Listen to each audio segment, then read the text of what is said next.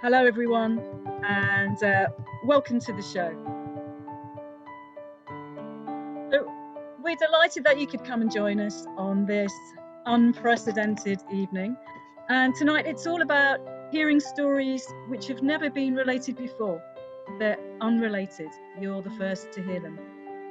I first had the idea of news on stage about 3 years ago, only to discover that some other buggers had thought of it too, in Finland, USA, and a few other countries. But as far as I know, it wasn't happening here. And most journalists that I've spoken to have said they thought it was a pretty mad idea to tell a few people they're scooped before they're published. But I don't think so. So let's see what you think.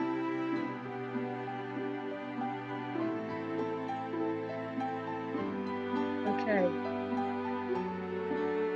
First of all, though, we want to make sure that you are really there. So let's bring the music down a bit if we can. And at the moment, we can't see you. Don't worry about that. Don't worry about your videos. We might see you later in the bar if you want to be seen, but we would like to hear you. So if you haven't already, please unmute your mic just for a moment. Put your drink down. I know you've got one. Unmute your mic, and just to prove that you're really there and we're not just talking to ourselves, could you just give us a ripple of applause just to get things going? Oh, yes. Definitely applause there from El Escorial near Madrid. I can spot Spanish clapping a mile off. So if you don't mind, yeah, keep your mics unmuted, but keep them low. Try not to make any distracting noise during the performance, just like real theatre. Although some would say this is real theatre. We've got 5 stories tonight. They're on war, on gaming, and planetary boundaries, among other things. So some are told by journalists, others are dramatised with the help of an actor, none of them letting the good drama get in the way of the facts. Each is about 10 minutes long, with time for a brief Q&A afterwards. So we should be done by about 8:30, then we look forward to meeting you and chatting in the virtual bar afterwards. So I just want to give you a little bit of background to this, so bear with me for a few minutes. It's a totally new type of medium. This it's still an experiment, so think of it like the early days of television. There are very few interactive Zoom theatre productions, mostly in the Bay Area of California, as far as I can tell, and I couldn't be further away from any Bay Area here in landlocked Nottingham, although we are quite near Lady Bay area of Nottingham, which isn't quite the same. Anyway, people taking part in tonight's show are dotted around the UK and beyond, also Paris and Ahmedabad in Gujarat. We had originally planned to have this in the back room of a pub in Nottingham, but we've grown, which is wonderful because that means you're here and you are the story tonight as much as anyone. Just want to let you know how you can interact if you want to. Obviously, applause, cheering, encouraging noises, always welcome. Stay in the gallery view, not the speaker view. That will help your experience. Then if you look at the bar along the bottom of your screen, you'll see that you can communicate in 3 ways. First of all, you can write comments in the chat, but you've already started to do that, so that's fine. After each story, you can type in a question in the Q&A. So the Q&A icon at the bottom there in the middle, you can do that anonymously if you like. And afterwards in the bar, you don't have to go anywhere, just stay the way you are. You'll meet the cast and crew and you can chat to them directly by raising your hand. So you'll see a raise the hand icon down there. Then we can come to you and hear you speak. There'll be an opinion poll at some point, just for fun. And after the show, you can carry on the conversation with us through our website or on social media. One other thing, we're recording the show, so please be aware that by taking part, you've consented to being recorded, and we might release that video. Please don't try and record it yourselves due to copyright issues. Okay, the main thing is you're here with us to hear some unrelated stories, so let's begin. A little ripple of applause, I think, at this point would be quite encouraging.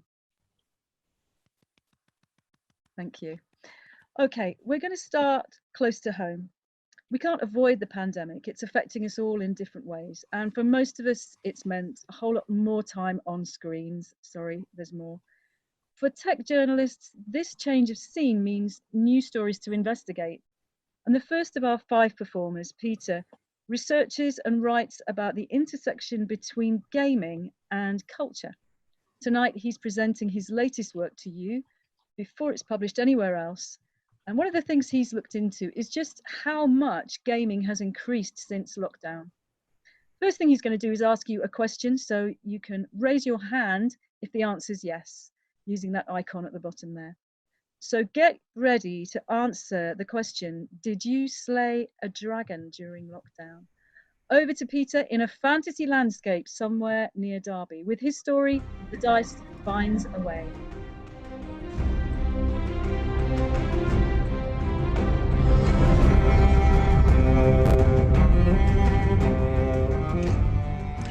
Thank you, Catherine, and good evening, everyone. Before we get started, I'm going to ask you all a question. Hands up who slew a dragon during lockdown. Doesn't have to be a dragon. Could be an ogre or a minotaur. Did anyone stick a vampire? Any vampire hunters out there? Okay, a couple of you. That's good. I fought a hydra in the tunnels beneath the village of Waterside. The beast's scales scintillated in the torchlight as its many heads sought to devour us. The fighter, our dwarven fighter, took point, leading the charge while our scout came behind, firing bows and arrows at them, the monster, whilst I was right at the back casting defensive magic, protecting the team. It was a hard battle, but we finally defeated the beast. Admittedly, that did not really happen, but in the shared imagination of me and my gaming group, it did. My name is Peter Ray Allison, and I'm going to share with you the psychological benefits of role-playing games. I've been a journalist for 10 years, but I've been gaming since the 80s. Yes, I am that old. It would be fair to say that gaming was not as popular then as it is now. Back then, gaming was seen as a strange hobby, played by so-called weirdos and nerds. This not helped by a negative portrayal in the media and various misguided moral campaigns. But, to quote speculative fiction author Neil Stevenson, we're all geeks now. The stereotypical gamer is aged between 25 to 50 with an equal gender balance. There's a player from an Asian background and another who is physically disabled. Gaming is for all. All you need is an active imagination. Nowadays, thanks to far better representation in shows like Stranger Things and the fantasy genre becoming popular through Game of Thrones, gaming has become seen as a harmless hobby, admittedly one with geekish overtones. However, I would argue it is more than that. I believe gaming is an inherently social activity that enables people to build friendships in even the strangest of times.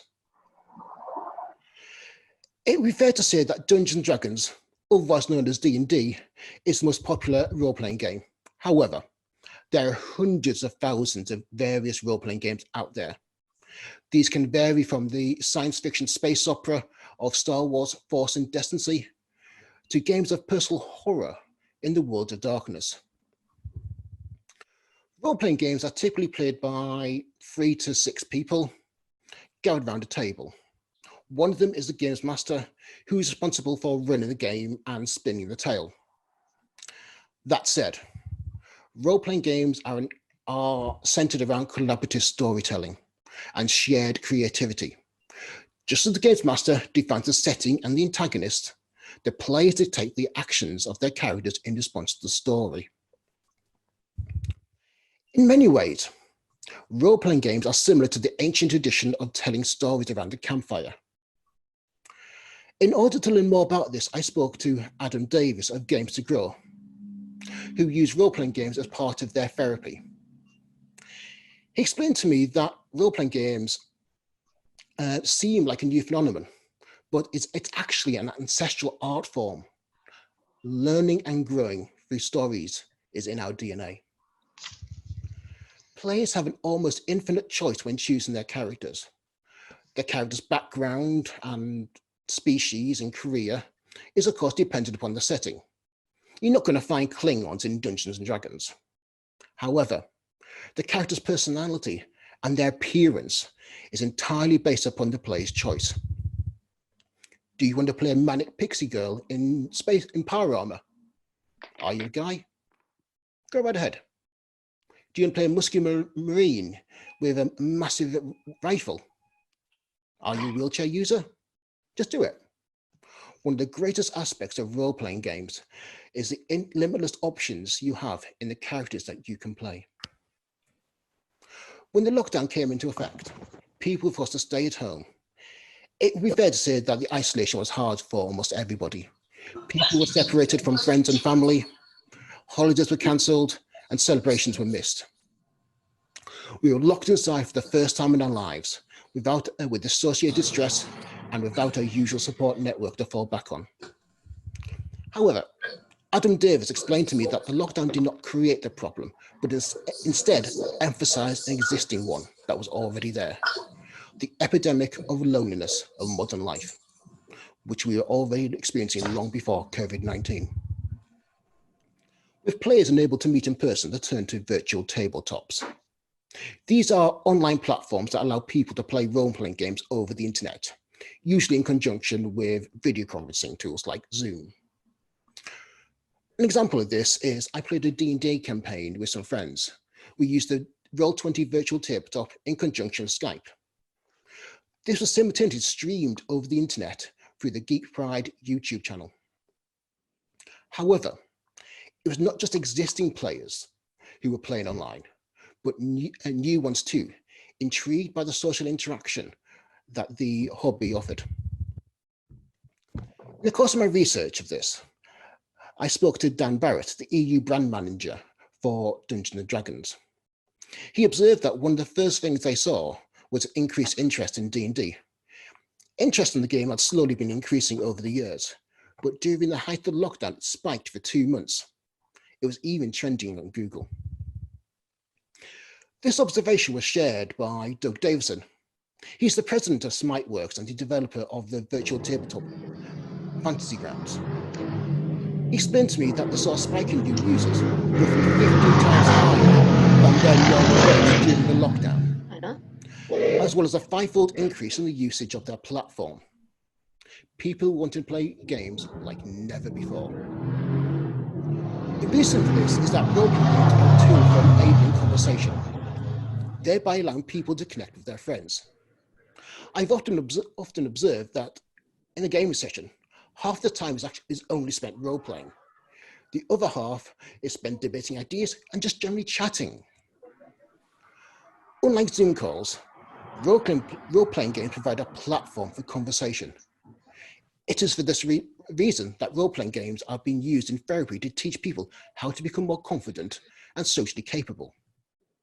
Furthermore, with people ordered to stay inside and not to see friends or family, it is understandable that they would want, for a few hours each week, to indulge in escapist fantasy where they have control over the world. To further understand this, I spoke to Chloe Masheter, the creative director of the role-playing performance group Adventurers Wanted. She explained to me that it felt like we did not have control over our lives during lockdown. She believes it is important that, in terms of our mental health, have an arena where we feel like we have some form of agency over what is happening around us. More importantly, role-playing allows us to experiment with the different personas we inhabit. We all present different facets of our personality to different people. The relationship you have with your parents is going to be different to that of your wife or your children, for example.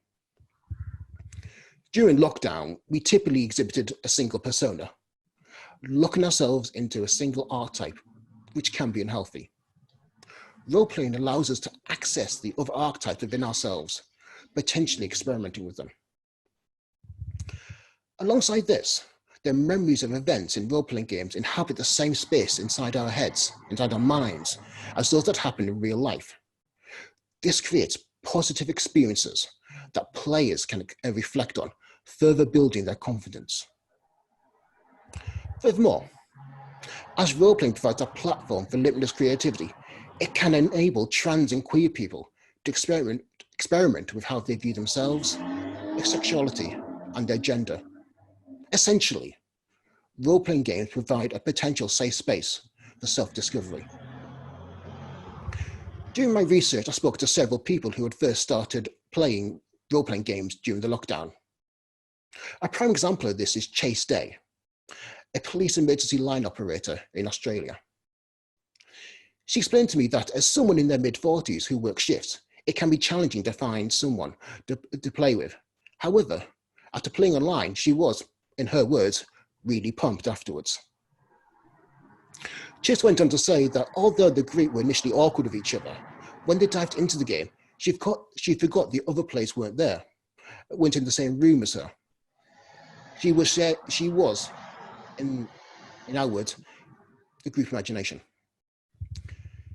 Chase's experience is not unique and shares many similarities with other people who first started gaming during the lockdown, as well as being comparable to my own experiences. Whilst role-playing may not have developed a vaccine for COVID-19 or have a fiscal policy for the economic fallout, they did provide psychological and emotional support for those that needed it. In conclusion, role-playing games are a fun, occasionally frivolous, but ultimately rewarding hobby. And I hope you will all consider giving role-playing games a chance. So, who fancies going on an adventure to slay a dragon? Okay. Thank you, Peter. Let's give Peter a round of applause for that one. Thank you. Thank you very much. Navigating through the motorbikes that seem to be careering around you. I think that's partly people maybe chatting online and the noise is kind of building up. So do keep your volume down a little bit, please. We're all learning as we go along. I'm certainly half geek, at least, Peter, since COVID-19. So if you'd like to share an experience about gaming, have a question for Peter, what I'd like you to do is type it into the Q&A. Okay, type it into the Q&A and we'll get to that now. Let me just see. But while we look at what's in the Q&A, Peter, you know, you mentioned that they aren't necessarily safe spaces offline, in the offline world, for certain communities. Can you just expand on that a little bit? I mean, are you saying then that the offline society is not a safe space for some people? Is that what you're saying? No, I think more accurately, because when you're playing online with a known network of friends and acquaintances, it's more of a controlled environment. So essentially you have control, and that control can enable you to be more experimental. Whilst outside there, in the, for want of a better term, the real world, there's unknown variables that can make people nervous. Like what if? Online, you have that greater sense of control and how you project yourself, and to both to yourself and to others as well. Yeah. Any questions for please for Peter? Please put them in the Q&A just now. There may be some in the chat. We'll pick them up later, but I can't get to all the chat just now from here. So write your questions in the Q&A if you would, please. I would like to ask you, Peter, you've got 3 children at home in Derbyshire. How do you manage as a journalist working from home in those circumstances? Juggling, lots of juggling. No, basically my children have like dedicated screen time of only a set amount each day. And as a reward for good behavior, so where they can play on the Xbox or watch a DVD or what have you. And basically during that time, I will kind of, okay, you're on the Xbox for half an hour. I'm going to spend half an hour doing a bit of work. If you need me, call me. And it's literally just in the other room. So if any problems, I'm always there. And also in the evening as well, when my children go to bed, that's my work time as well. Okay, I've got a lovely question from an anonymous attendee. Never been interested in gaming, but liked what you said about role play. Where's a good place to start as a newbie? Okay, good place to start. D&D is the granddaddy of all role-playing games. It's also a great first start game. So, and there's a lot of tools out there. The D&D starter kit, the D&D essentials kit, have basically got everything you need to start role-playing. Now, there's also a ton of Facebook groups out there, both local ones, national and global. Find the ones that you're interested in, join up to them, see what they say. But I'd recommend, if you're going to get into role-playing games, D&D is a good one to start off with because they have really embraced new players. There's a lot of information out there to kind of explain role-playing, but in a best way to put it, it doesn't dumb it down, but it makes it very engaging and easy to understand. Okay, and there's questions coming in now, flooding in, but Jackie Pickles wants to know, do you think there's an increasing number of women getting involved? Um, I think in recent years, gaming has become greater awareness that gaming is for all. It's not just girls, it's both, sorry, it's just as boys, it's girls and boys. And that's great. I mean, from the 80s I was playing, there's always like some girls in our game group. And so for me, that's, yeah, it is for everyone. But better representation in media has emphasized the fact that gaming is not a boys' hobby, it is for everyone. Okay, I think we'll have to leave it there for now, but please come back in the bar to the, ask Peter your questions later on, because I know there's other questions there for you. Thank you for that. You can see Peter's work on gaming and culture on the BBC, in The Guardian. He writes about science and technology for the Alpha and Computer Weekly. The applause is already bursting out from the forum. Thank you. Watch out for that feature to be published in a media outlet near you in the near future. But remember, you heard it here first. Still to come, the journalist who brought back an orphan from a war zone to his home and family. But for now, yes, let's give a big hand to Peter Ray Allison.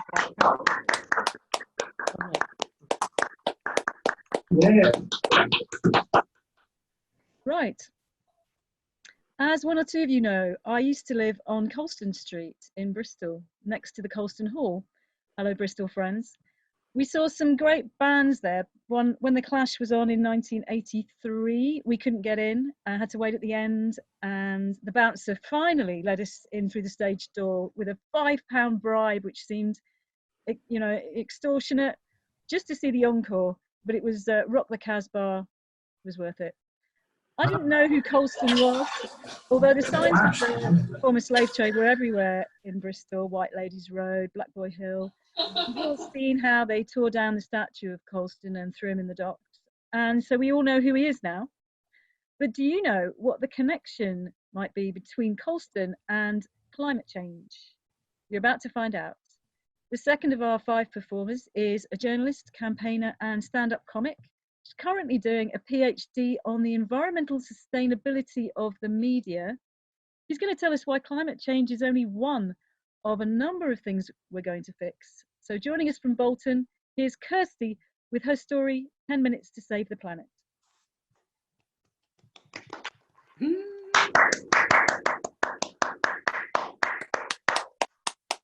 Good evening, Zoom FaceTiles. I am Kirsty Stiles, and this is 10 Minutes to Save the Planet. At this point, I would usually say, yes, that is Stiles, as in Harry, and make some topical reference to how much we've been missing each other during lockdown. But I accidentally heard some of young Stiles' latest music recently, and handsome as he is, I just don't think it's worth me associating myself with him anymore. So, my name is Kirsty Stiles. Yes, that is Stiles, as in Kirsty. This all feels much less grandiose sitting in your kitchen in your PJs. And no, Dad, actually, this is not a lockdown fringe. As Kath said, I used to work as a journalist in the international tax haven and people hole that is London. Hello, London.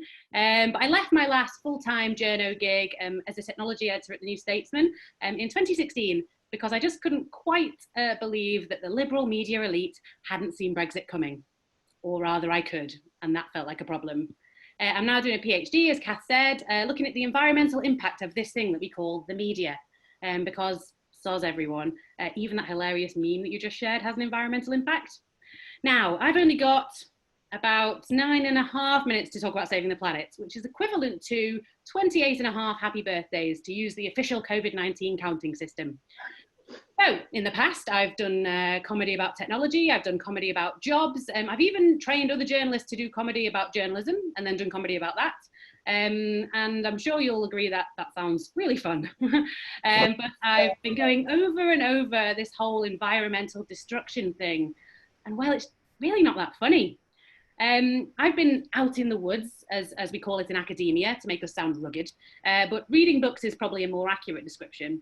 And it turns out that climate change is actually just one of 9 planetary boundaries, as we call them in the business, which, if we breach them, well, we're not fucked, but we're a bit fucked. I know, we're all just trying to get our heads around how we can lower our own carbon emissions. Hot tips, everyone. Do eat more vegetables, do get a bike, do try not to fly, and don't buy stuff that you don't need. And if you want a quick reference for what those kinds of things are, just think about those necessities that you elbowed grannies out of the way for during lockdown. Oh, and if you're driving an SUV to the shops, well, I guess the people of the future, who I think you call your children, will have a special name for people like you. I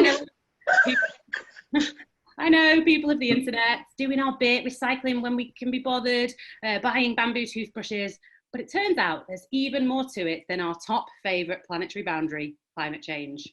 So number 2 is biosphere integrity. Let's call it how quickly we're making things extinct and the problems that that obviously causes. Number 3 is ocean acidification, which is about how much carbon the sea can absorb before it stops being the sea that we all know and love. Number 4 is ozone depletion. Now, this one is a family favourite. I'm sure many of you will know that the ozone layer protects us from the sun's rays because in 1985, some of you were there, the world agreed to put down the hairspray and started to repair the hole that we'd all made in it. A genuine good news story. Number 5 is biogeochemical flows, which flow off the tongue. I'm sure you'll agree. So this is mainly about the chemicals in fertilizers that are used for growing crops to feed us that then pollute our water. So they actually do flow onto the tongue, although they probably shouldn't. Number 6 is land system change. Don't mess with peat bogs, trust me, you're asking for trouble. Number 7 is fresh water use. Anyone else remember the 1995 hosepipe ban? Well, that. Number 8 is my personal favourite, atmospheric aerosol loading. No, this is not about how much Lynx one puts on in the changing room, lads, but how much soot, how much dust and other particles are clogging up the atmosphere, which causes warming and cooling and changes in the climate that we can't even measure. And last but not least, the rather catchy introduction of novel entities. As the name suggests, novel entities are new substances, they're new forms of old substances, and they're modified life forms that have been made by us and have the potential to change the planet in almost unknowable ways. They could be organic, radioactive, genetically modified. One study in 2015 estimated that more than 100,000 of these already exist. Even more if you count plastics and microplastics and Donald Trump, which the authors said meant, in effect, humanity is repeatedly running global scale experiments on itself. There will be a test on those later, by the way, folks. Now, as I'm sure you're starting to appreciate, the thing about these planetary boundaries is that it's pretty bloody complicated.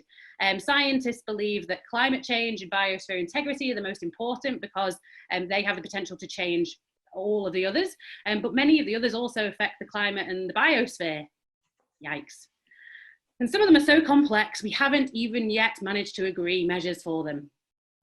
Enter everyone's favourite multinational polluter, Unilever, founded right here in Bolton, as it happens. They are makers of Ben & Jerry's, Bovril, Coleman's, Cornetto, Flora, Hellman's. I can't believe it's not a real free market, nor Magnum, Marmite, Pot Noodle Walls, Lipton, PG Tips, Comfort, Domestos, Dove, Lynx, Persil, Radox, Shore Surf, Timotei Tresemme, Vaseline, and many more family favourites beside.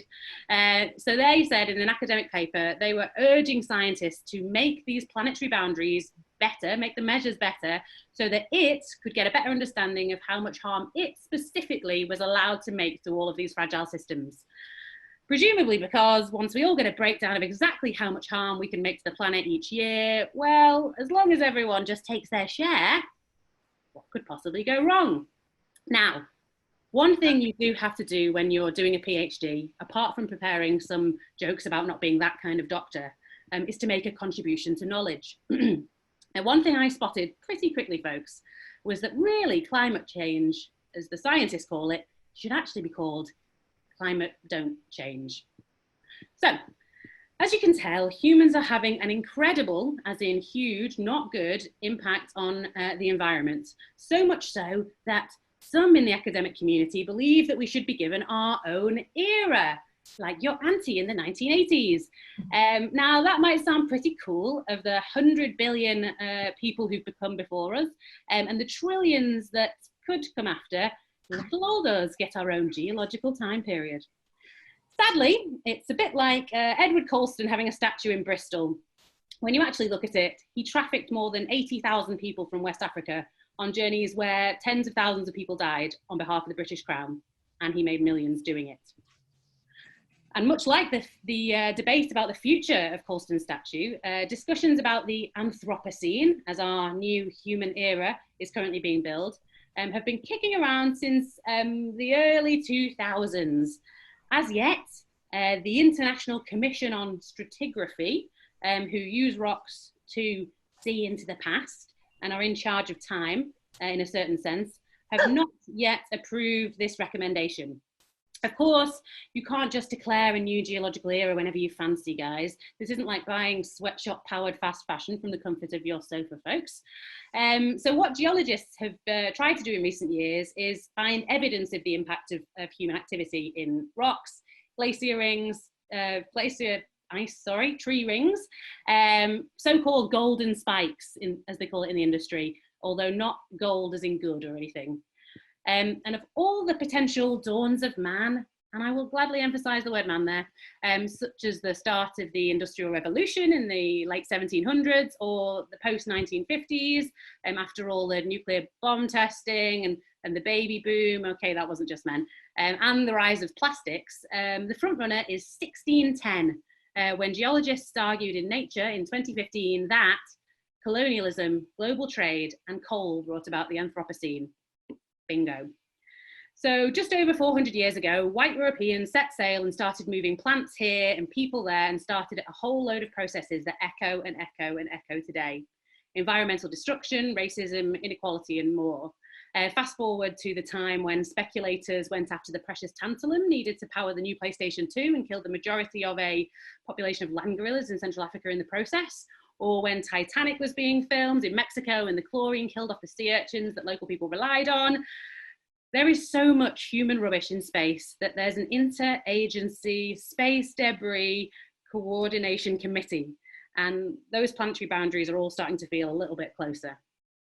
And here we are, 2020, largely confined to our homes if we have that luxury, with access to online tools if we're not one of the 2 billion people without a reliable energy supply, hand sanitizing and wearing face masks in public, both of which pose an ongoing threat to social life as we know it. Now, if anyone is in from the International Commission on Stratigraphy, you may notice that I'm about to take more than 10 minutes to help save the planet, but heck, this is important. Keep going until they stop you. Now, I was lucky enough to get a mask from my local fancy dress shop, which pivoted during lockdown to provide our new essentials. As a girl with good eyes from a village, you might also call it luck that I'm not making TVs out of toxic materials in Mexico or smartphones in China, but I call it economics. Now, lockdown has presented another opportunity for researchers like me, at least, in that many conferences that would have been expensive in economic and environmental terms have now been hosted online for free. And that means that I've seen the head of the International Energy Agency, who knows a thing or two about this and isn't known for his bra burning. And he emphasized last month that we only have 6 months, now 5, to deal with all of this. But then I've also seen ministers of states, including ours, and officers of international agencies talk about growth and consumers like the planet and its citizens, that's us, don't matter. We cannot have infinite growth with finite resources. I shout at my laptop like some of you might be doing now about my apparently infinite talking. Even proper climate scientist Kevin Anderson emphasised last month that so-called climate progressive countries like the UK are way off meeting the targets that we all agreed to in Paris in 2015, the so-called Paris Agreement, to help the world stay beneath the agreed planetary boundary for climate change, let alone the other 8 we talked about earlier, particularly when taking fairness with developing nations into account when addressing the historical responsibility for the climate burden. While it might have sounded just for fun, agreeing if and when the Anthropocene started, it has real consequences for deciding who's responsible for putting things right. And I know bamboo toothbrushes, but like using dead animals and plants from millions of years ago to knit tamakis, all of the meat most people who have ever been alive could possibly ever imagine magically packaged in your local supermarket, asking Alexa what the weather is like outside your window. You might even see, as I, a journalist turned researcher, must, that the media has a real hand in all of this because it needs us to work more, to make more money, to be able to buy things so it can sell our eyeballs, to see the adverts for cars and holidays and fast fashion, for growth, for things that we don't need to impress people that we don't care about, as economist Tim Jackson says. One world leader, Amina J. Mohammed, the Deputy Secretary General of the UN, speaking at an event hosted by the London School of Economics last month, urged young people from rich nations to make this an election issue. If you're wondering whether that's you, good Zoom tiles, it is. The idea of intergenerational justice was captured rather well by Edmund Burke, considered the father of modern conservatism, bloody ages ago in the late 1700s. He said that this, our planet, us, is a partnership between those who are living, those who are dead, and those who are yet to be born, which surely can't be too many more for our Prime Minister, Boris Johnson. Much of what I've talked about are questions of science, sure, but there are decisions to be made beyond the scope of scientists.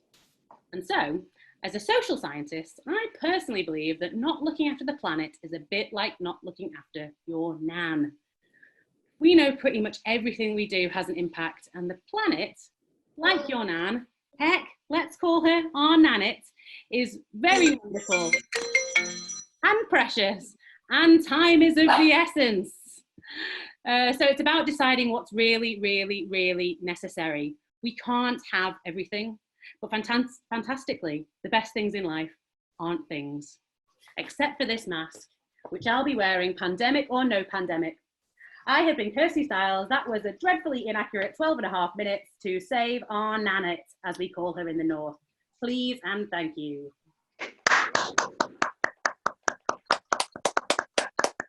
Thanks, Kirsty. Thanks, Kirsty, for that tour de force. We need to save our nanette. So, Kirsty, thank you. We've got some great questions in the Q&A once you get your breath back. People are suggesting what alternative names for the Anthropocene period. Should it not be called Capitalocene? And if we're moving beyond the Anthropocene, what would the new climate, don't change era, be called, I think is the question. Yes. I don't know if you've got any answers to that. Go on, say that to me again. So if we're moving beyond the Anthropocene, what would you call the new climate don't change era? I don't quite get what you mean by that. So I would call it Kirsty Styles era. Yeah. Okay, another one. Do you think we're close to not being able to go to space thanks to rubbish? Yeah, one of the interesting stories about this whole space thing is that they don't talk about the incredible environmental impact that going to space has. So today on the news, they were talking about how great it'll be when we all go to space. They were also talking about the 6th great extinction. They were talking about how I think a quarter of all land mammals in the UK are in danger of extinction. And you're like, do we want to save these little guys here, or do we want to go there and like hope for the best? Yeah. I wouldn't say that going to space is important, but yes, you're right. If we do go, you might be in danger of a crash. Yeah. And have you got anything to say about soil? Martin O'Shaughnessy wants to know. Oh, I love soil. Good question. Did you mention it was the question? Did you mention soil? I didn't mention soil. It's certainly part of what we'd consider land system change, and peat bogs, finest of all the soils. I have to say my research is more in the environmental impact of the media, and that is all around, you know, how we first started using pulp paper for newspapers, loads of water use there, really toxic. Then we started using copper for telegraphy and telephony, loads of pollution there. And yeah, there are, you know, hundreds of different minerals inside all of our smartphones, and all of the associated labour and environmental costs that go with that. There ain't no soil in a smartphone though. That's right. Well, let's leave it there for now. Kirsty, I just want to tell you a bit about her. She's worked for the New Statesman and the Bureau of Investigative Journalism. She's the creator of Comedy Night Stand Up for Journalism, the award-winning weekly economics podcast, and she set up a public speaker training program for women in tech in the North. So again, let's say thank you to Kirsty Stiles for her story, 10 Minutes to Save the Planet.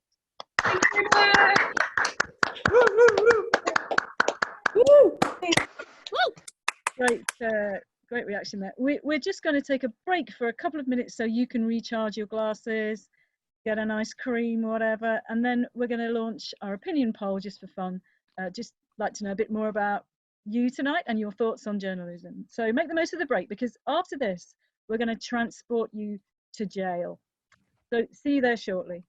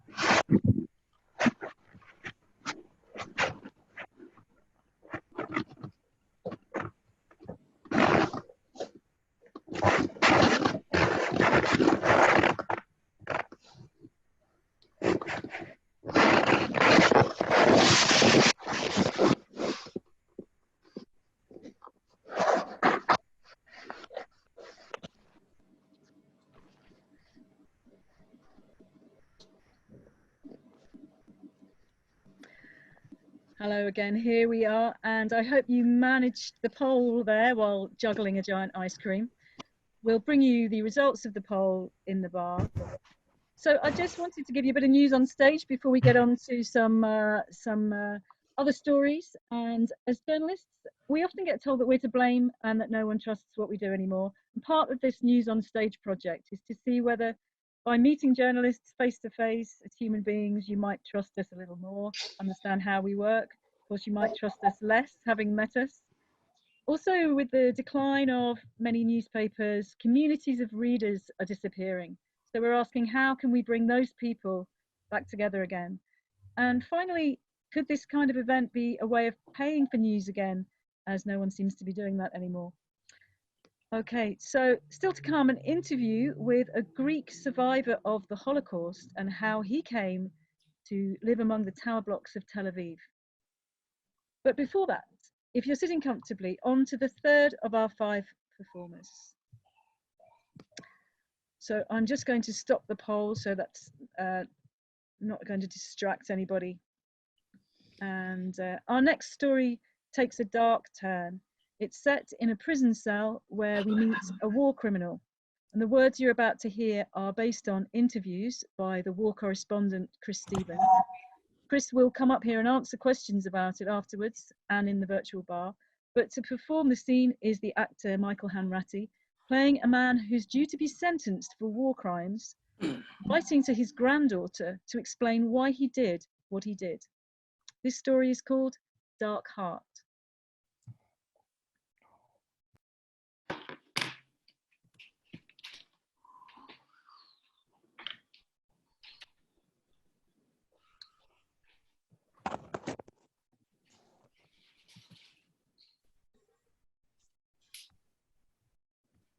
This is my last night on Earth. This pill will see to that. Tomorrow, as you will know by the time you're seeing this, they are planning on finding me guilty of war crimes and crimes against humanity. Against humanity. The pompous bastards. Except they won't. You can't pronounce someone guilty if they're dead. One of the boys smuggled it in. They're all here. Some nights it's like command meetings back in the day. The old man's here too. Some of the guys do his washing. Still the president. And it's not just us. The other lot are a floor below. Less of them than us, obviously. We struck first. Stands to reason the other lot didn't get a chance to do much about it. I don't know why they separate us. We get on fine. Football and everything. We talk about the old times, you know, from before. Never about the war. Anyway, here's the thing.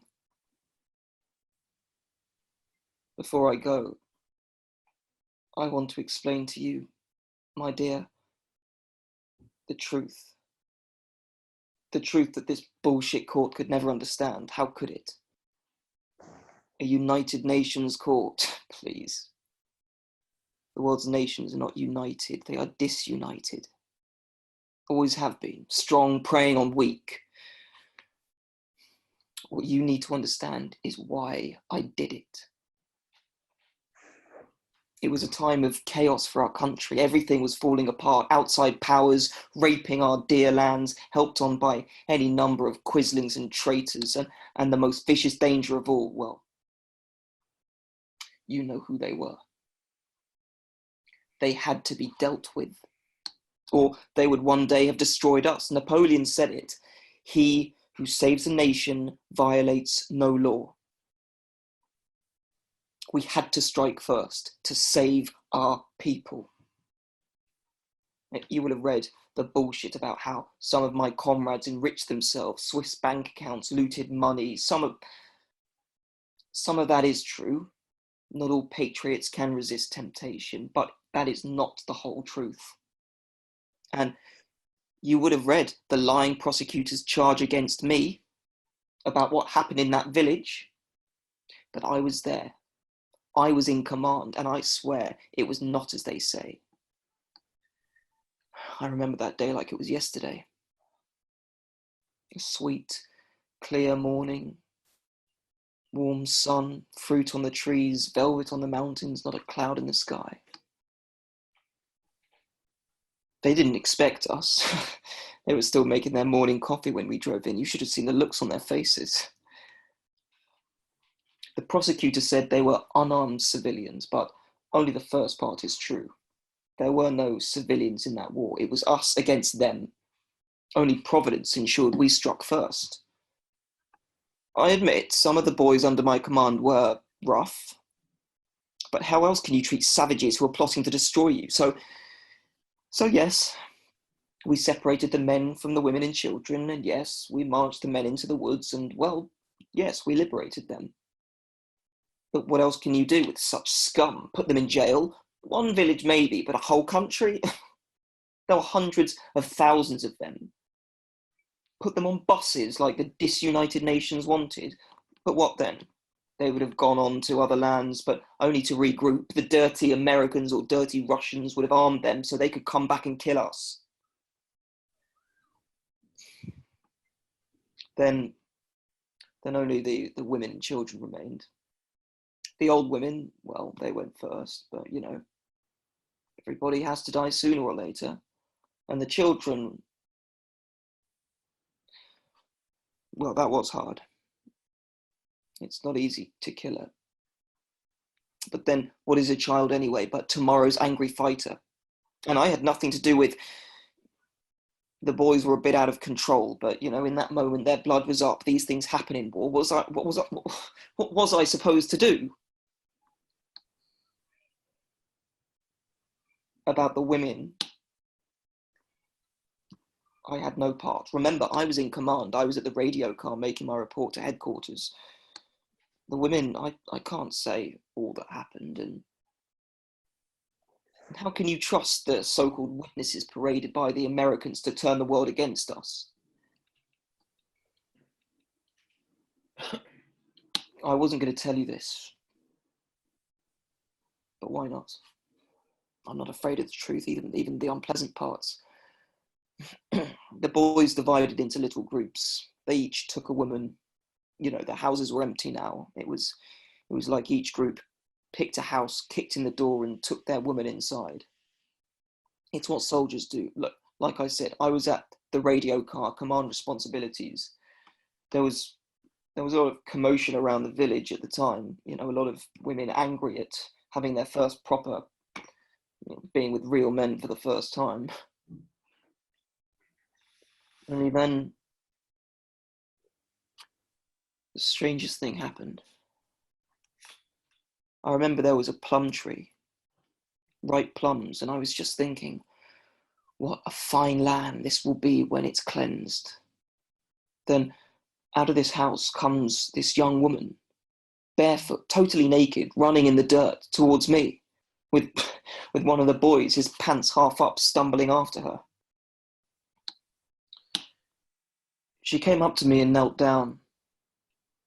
There was a lot of blood. Head wounds produce a lot of blood, even when they're only a scratch.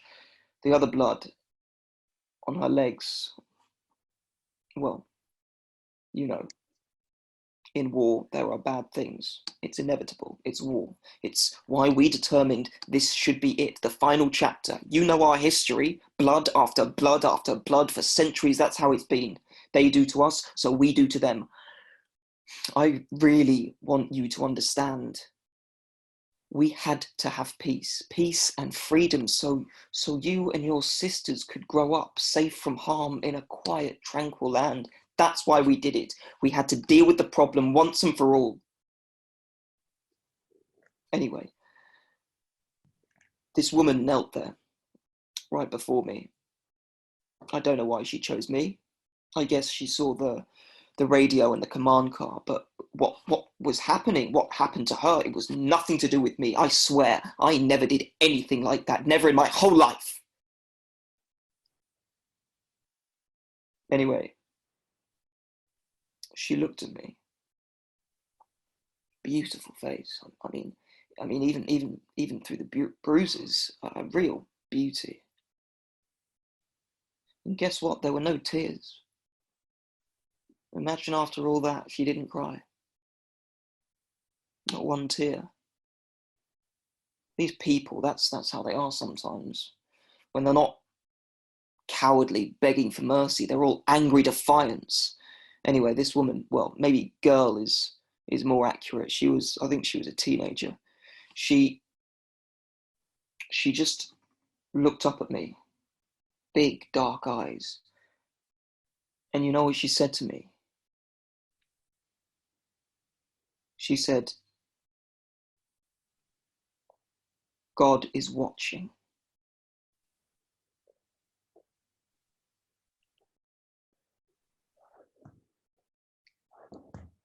That's all she said. Well, that's all she had time to say. The soldier got his pants back up and came over and broke her neck. No more defiance from her. But it had to be done. I want you to understand that. I need you to understand that. One single solitary fact. Put all of the evidence, all the collateral to one side, all the things they said in the bullshit courtroom, put all of that on one side of the scales, then on the other side, on the other scale, put our patriotic duty. And you tell me, just tell me, what weighs most?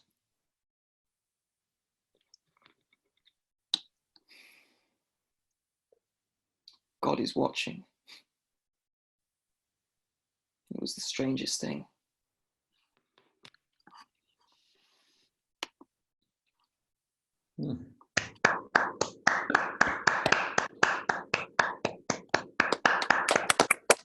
Brilliant. Brilliant. Thank you, Mike. That was Michael Hanratty. Thank you for performing that piece called Dark Heart. It was written by Chris Stephen, who joins us now as well. Chris and Mike are both in London, although they've never met in person. Thank you also to Chris, who wrote that. Let's give Chris. Brilliant message. So I'm going to look at the questions that you're putting in the Q&A. But first of all, Chris, while Michael gets his breath back, can you tell us what the piece was based on? How did you go about writing it? Well, it was based on militia people that I'd met in the various wars, and I saw a couple of them in the Hague when I did the war crimes book. And the incident was a courageous young survivor told me about it in the village. So those were the sources. Yeah, and I mean, what does it feel like to write it? And sort of where were you at the time? Were you covering a war at the time? Or was it sort of when you were back home? And Oh, yeah, I was back home. I mean, sometimes these things take a while to wind down into something you can write about. But it seemed like an important thing that you never, as a journalist, you're always on the ice. You're never able to sort of plunge below it. And these are the kind of people who do these kind of things in various different wars. So it seemed like a good thing to try and get inside their head. Yeah. Michael, people are asking, you know, what was it like to play that role? I don't know if can you say anything about that? I mean, it's interesting always getting inside the mind of these types of people and these types of characters. Like it's a bit more strange when it's based on reality rather than just a character that a writer's come up with in their imagination, and that sort of really does, you know, because it's not just a monologue that some characters say, like this stuff actually happened, this, you know, talking about people who were actually killed, genocide that actually occurred. So yeah, it can get you a bit, but you know, that's part of the job, I guess. Yeah. Okay. Right. Any other questions from anybody who wants to ask anything? I'm just looking at the Q&A. I think everybody's a bit stunned into silence. I'm seeing amazing, unreal comments like that. So perhaps we'll come back to you in the bar once they've recovered, the people watching. Thank you for that. Let's give Chris and Mike some you know, a vote of thanks. Before you do that, though, just to tell you, Chris, a bit about them both. Chris, as he may have mentioned, he's a war correspondent. He's a freelance journalist currently covering Libya for The Guardian and The Petroleum Economist. And he reported from 9 wars, including Afghanistan, Bosnia, Libya. He's the author of Judgment Day, The Trial of Slobodan Milosevic. You might have seen Michael before. He was in Killing Eve and the Netflix series Murder Maps, and he's also a scriptwriter. And there's more about his work in the chat. You'll meet Michael again shortly, because he plays a part in our last story where instead of the perpetrator of war crimes, he's the survivor. So any other questions anybody has? I thought I heard a shout out there. Okay, in that case, thank you to Chris and Michael for Dark Heart.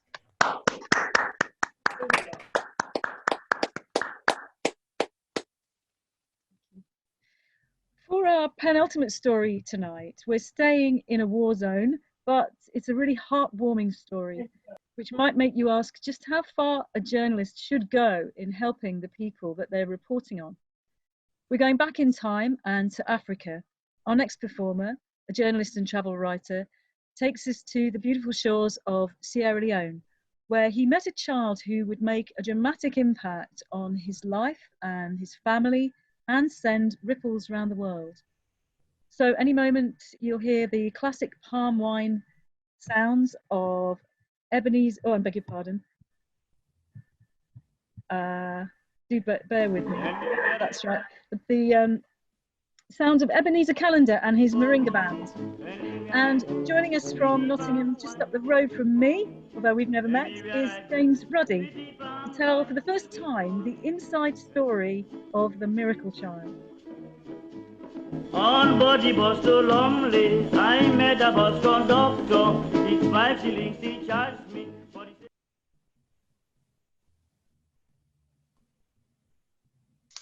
It was 1995. I was in West Africa's war-torn state, Sierra Leone, facing a difficult drive to cover a rescue mission for 90 orphans trapped behind rebel lines. My colleagues were Mark, an ex-British Army officer turned humanitarian aid worker, and an expert local driver, Joseph, who was at the wheel of our borrowed Toyota truck and was adorned with the words and logos of a local Baptist church mission. Security experts in Freetown had warned us that we wouldn't survive the 120-mile drive up to McCaney, where hundreds had already died in ambushes. At the halfway point, we faced the first roadblock, erected by a crazed bunch of child soldiers and older men who were pointing Kalashnikovs and rocket launchers at our windscreen. We slowed, then we stopped. A young boy forced his AK-47 through the open side window and babbled quickly at Joseph. He turned to Mark and said, "They have seen our Baptist sign and they're asking you for a blessing. You're the missionary." Mark, who was anything but a missionary, smiled, raised his right hand, indicated that the rebels must kneel before he made the sign of the cross. He then blessed them in perfect schoolboy Latin. With that, the kneeling rebels clapped and burst into song.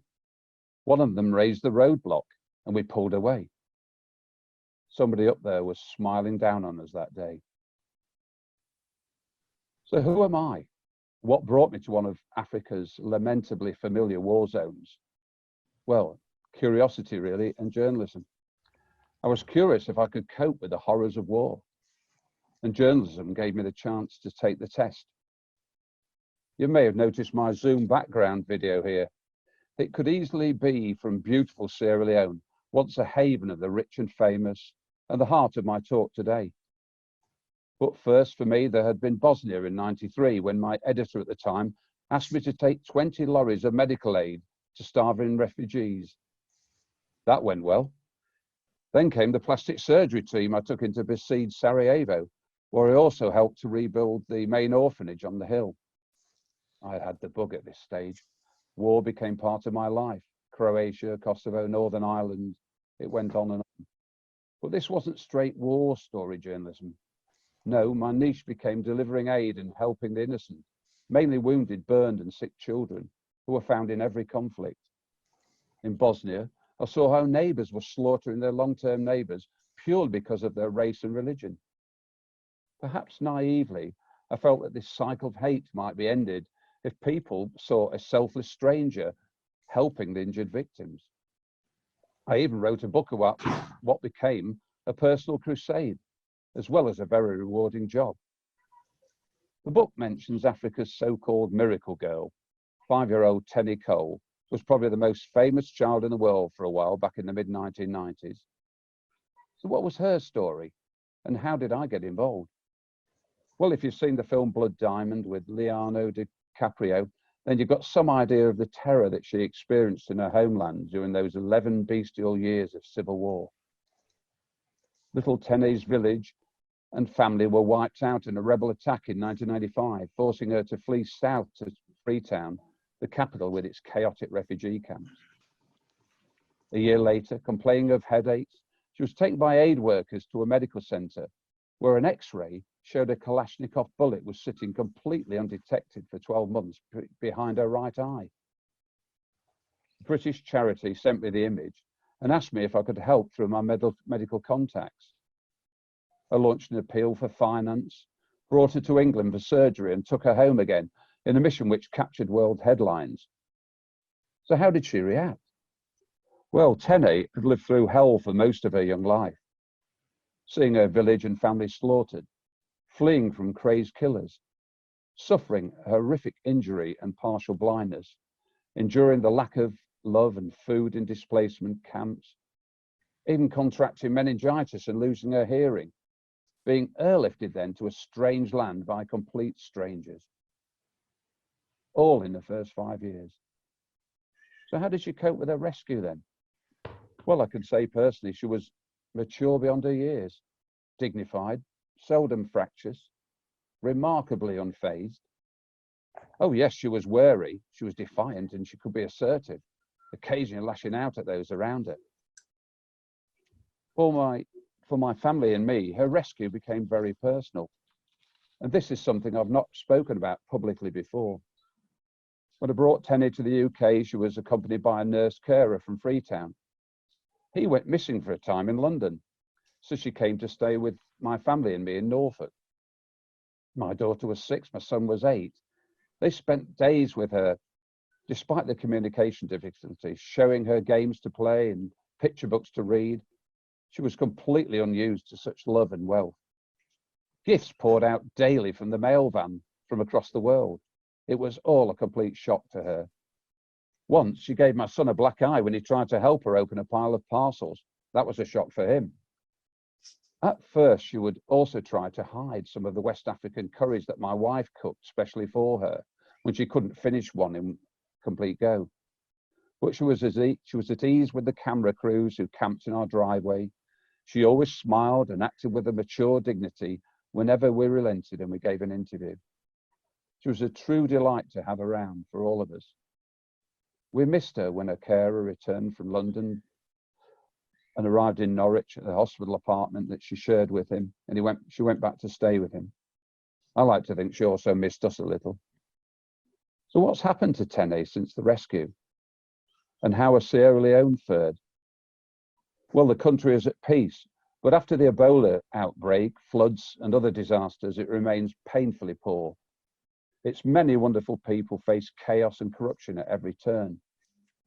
Tene, now 29, is being helped by the UK NGO Street Child to set up a small business as a seamstress, producing and mending clothes in the countryside outside the capital. 20 years after the mission, I went back to see her.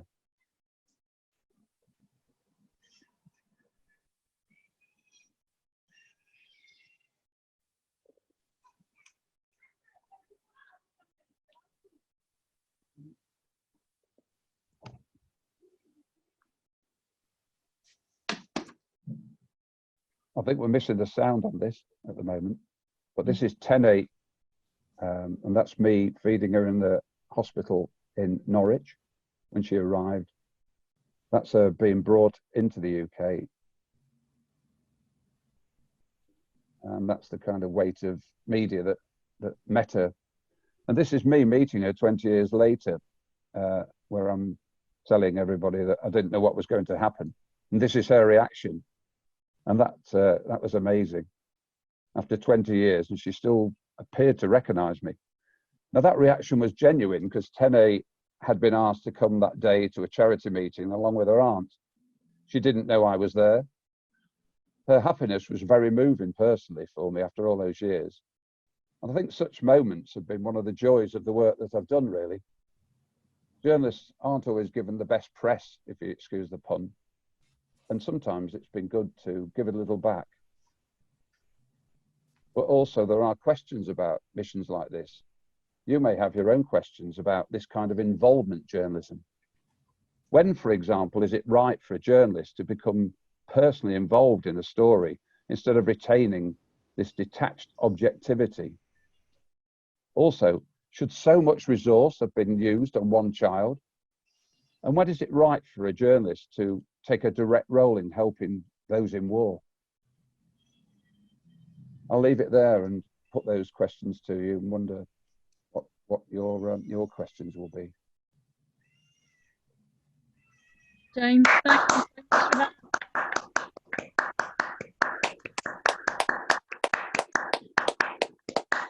Bravo.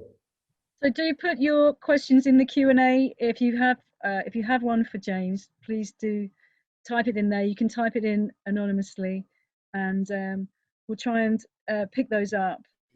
I can't see any just yet, so make sure you put them in the Q&A, not the chat, and that's where we'll see them. But I'm getting some very lovely comments. Wonderful story, great staff, James, and so on. James, what was the effect on your family when you took Tene back? Because they only had 24 hours notice, didn't they? Exactly. Yeah.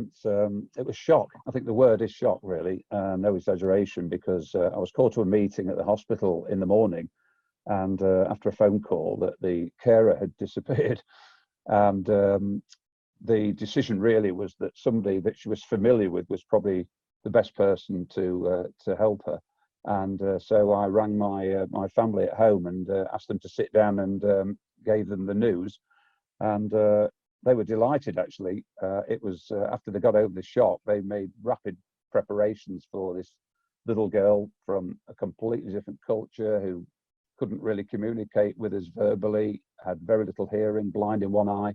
But she actually appeared to really take to it. She was so adaptable. And I think they were loving every moment of it. I think it was very exotic for them in a little country house in the wilds of Norfolk to suddenly find themselves with a new little member of the family. So yes, over the many, many days that she was with us, they adapted to her very well. And apart from the punch, of course, which I've mentioned, I think that was the only moment of fractiousness, which was very understandable, because you know, we all got to know all the journalists that were around at the time from across the world, and the nurses, the doctors. Everybody felt she was such a lovely child, you know, that had gone through so much, but she was just a joy to be around, really. But she had a strong side to her as well, and I think that's what helped her survive. How do you feel about how the media used your story? Martin wants to know. Well, I think we all know in the media that you know, these stories, once they are told by yourself, will be related by anybody who wants it, really. And it went around the world: TV, radio, newspapers, magazines. It just went on for probably the best part of 6 months, and I think it was a very fair hearing. Really, there was very little negative actually around the story at all. I think the question of resource was mentioned by one or two people, that a lot of effort, time, money, medical attention, etc., was put into one child, when so many hundreds in Sierra Leone were being injured and killed at that time. But I think the argument I had about it was that she was a catalyst of hope in that country. And when she went home, that was really what everybody felt. You know, she was such an icon for everybody, really. And it gave them something to cling on to, you know, that there would be help coming from international sources, who would actually possibly bring peace, possibly bring them out of poverty, and certainly put them on the path to a calmer country. That was what I think. Yeah, is there any news on how she's coping during the pandemic? Another person wants to know. Sorry, I'm not really up to date enough for that at the moment. But you know, having come through Ebola, as I said, I was out there just after the Ebola crisis ended. Well, it hadn't really ended actually in Freetown, and she was coping remarkably well, actually, because that was an absolutely devastating disease in West Africa and pandemic. And you know, I think whatever's happening now will clearly be a repetition to some extent of that. So she's, as I've said earlier, she's a survivor in many ways, Tene, and you know, she's got her aunt looking after her that you saw in the picture, and guiding her, and you know, I've got every confidence that she'll come through it. Okay, we can carry on afterwards in the bar about this, because there are still questions to ask, such as somebody wants to know, is it, you know, did it have any systemic change? And I think you've got an answer to that, which is basically yes, if I've understood you right. But let's move on to the next story, and thank you very much, James. Yeah. Bravo, bravo. Thank you. So James has produced several books, including the one he mentioned, The Kindness of a Stranger, which covers life during the siege of Sarajevo. So thanks again, James, for that story of Tene, the miracle child. For our last story, we're going to modern-day Israel. We've heard the inner thoughts of a war criminal. This time we're going to hear the story of a survivor of genocide. And this will be extraordinary, not least because the same person plays both parts tonight. So the journalist you're going to meet now has made a very personal journey to find out what happened next to some of the Jews who survived the Holocaust. Where did they go between the end of the war and the building of a new country in the Middle East? How did they get there? She's going to relate the interview she carried out recently with one of those who was there as a young man. Now, Rosie, the journalist who I'm going to introduce you to, sadly today was in an accident and she's nothing broken, luckily, just bruised. She's not up to performing this scene, but we're going to play you the dress rehearsal. So full transparency, we're going to present Rosie Whitehouse and she will come on afterwards and take questions. But this is her story, which she calls Hope.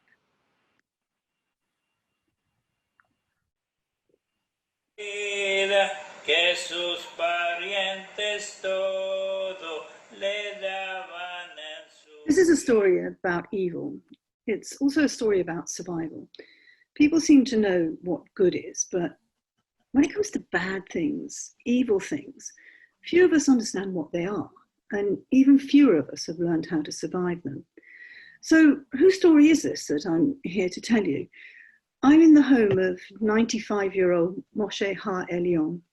I'm on the 14th floor of a tower block in Bat Yam, which is south of Tel Aviv in Israel. We stand and admire the view. Moshe Elion is very proud of his view, rightly so. The mist is rising over the Mediterranean, as if it's trying to shield us from the memories of the Europe that he fled in 1946. I've come to his home to ask him about his experiences in Auschwitz, but also to ask him about the hard years that followed, which were the real challenge. This is when the surviving really began. But why do I want to tell his story? Well, my father was a surgeon in a hospital in London where I grew up. At the hospital, his best friends were Polish. They were all doctors. They were older than my parents, but they were frequent visitors to our house. They had survived Auschwitz and the Warsaw Ghetto. They were feisty people, and they used to regale me with their wartime stories, and it left in me a fascination for fascism, communism, and above all, evil. They didn't have any children, so they had all the time in the world to talk to me. One of them had lost her child in Auschwitz. The other one had been operated on by the notorious Dr. Mengele. She wasn't Jewish. She lived a life in extreme pain, and my father spent many hours in the operating theatre trying to repair the damage that Mengele's scalpel had done. His hand went where Mengele's had gone. He often used to pick me up from school, and the budding journalist that I was, I used to ask him lots of questions about his day, hoping we were going to get some gruesome details. But the really important thing that he used to tell me was that there are good doctors and bad doctors, just like there are good people and bad people. Over the years, my interest in evil, in survival, has matured, and that's what's brought me here to the home of Moshe Ha-Elion.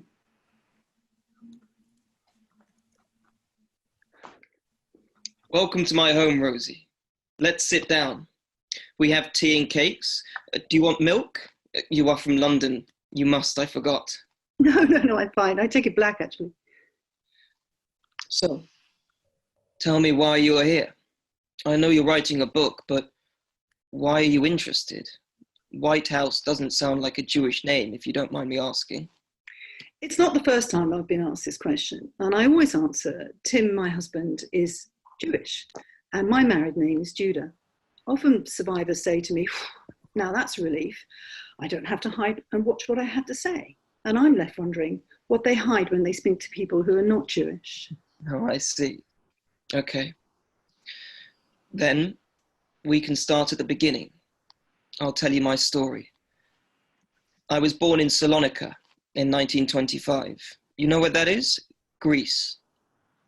Before the Second World War, Thessalonica was one of the great Jewish cities of Europe. We are different, not like the Jews in Poland and elsewhere.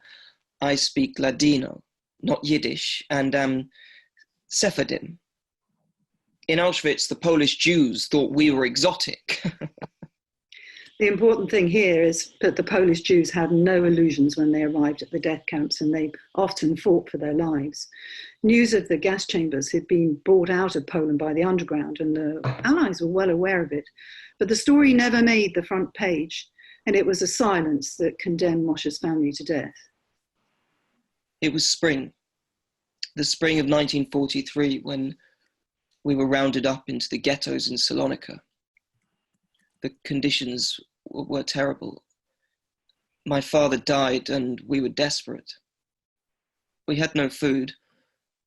When in April we heard that people were being resettled in Poland, we thought life might be better there.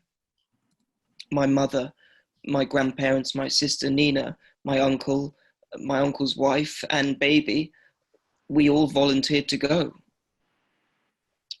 We had no idea what was happening. No idea at all. No idea at all. I sense not anger, but bewilderment. Moshe has looked evil in the face, and he's gone on to raise a family and live a happy life. How did he manage to do that? Look, that's me, just after we were liberated.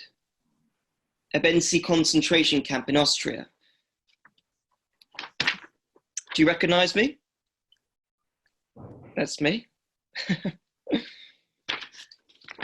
You have no idea.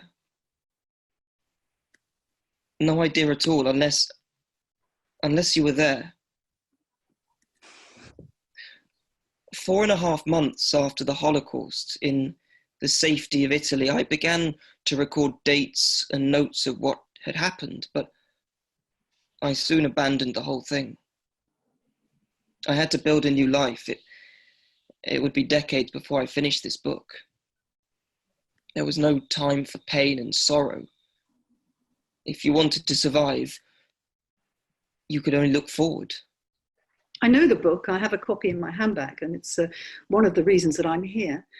Holocaust survivors react to their experiences in a myriad of ways, and Moshe writes poetry in Ladino, which he sings in his frail voice.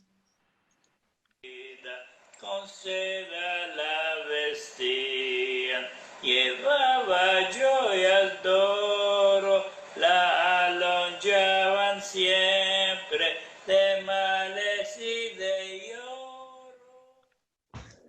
It's about my sister, Nina. But you don't understand a word of it, do you? The translation is not so good, I think.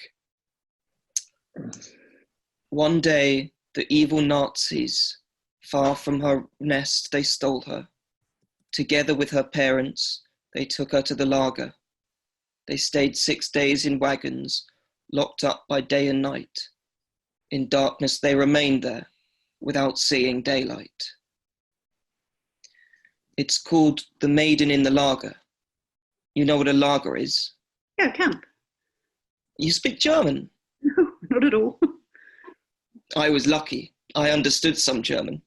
Most of us from Salonika didn't. It meant when the train arrived in Auschwitz, I could understand the words of warning whispered by the prisoners waiting to unload our bags. They said, "Stay, you are older than you are. Don't look sick." They spoke in Yiddish, which is close enough to German, and I understood. I was separated from my mother and sister Nina on the ramp when we arrived and sent to work as a laborer. She's possibly awake. She possibly is dreaming. Her soul can hardly fathom the terror she is feeling. In seeing guards and soldiers, the fences and barbed wire, the troops with dogs and weapons, the circumstance was dire.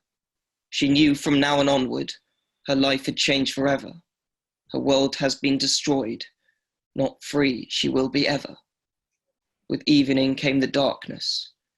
She feels sad like no other. I was there and I did not know what was going on until one day a friend pointed at the smoke belching out of a tall chimney. Soot was raining down on us. My friend pointed at the chimney and told me my family were dead. They had gone up in smoke. I thought he had lost his mind. Something had happened to him. I simply could not believe the Germans could do this. I can see that Moshe's still shocked. It's like his face froze the moment he discovered exactly what happened to his family. Look, I got these documents from Auschwitz that detail how I was condemned to 25 lashes. Look, it's all here. It's like he's showing me vital evidence that backs up his story. And actually, that's exactly what he is doing. This is a crime that has never been punished. It's a myth that the people who carried out the Holocaust were ever brought to justice. There's been no closure for this crime. They got away with it. My daughter simply could not understand how I walked of my own free will to have the sentence carried out. One day, years later, I saw the man whose job it was to carry out the punishment in Tel Aviv. What did I do? I did nothing. How do I know if he let me off lightly, as this was my one and only experience? What do I know? You don't know how it was if you were not there. You cannot understand the unimaginable.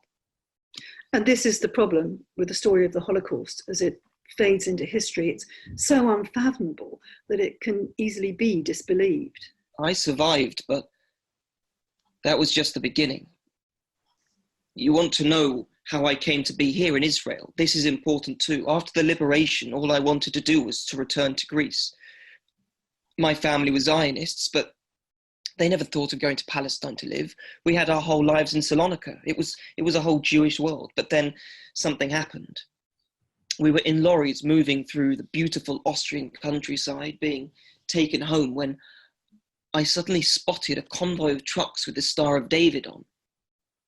The soldiers had little signs on their arms that had the Star of David on. I realized they were Jews, and it was a wonder. Jews with guns. We were in a village near Vilac, near the border with Italy. We seized the chance to speak to them. I'd studied Hebrew at school, so I was able to talk to them. I told them we were going back to Greece.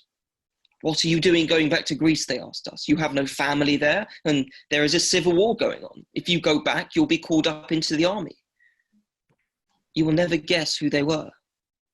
They were members of the Jewish Brigade, a unit of the British Army in Palestine that had fought up Italy.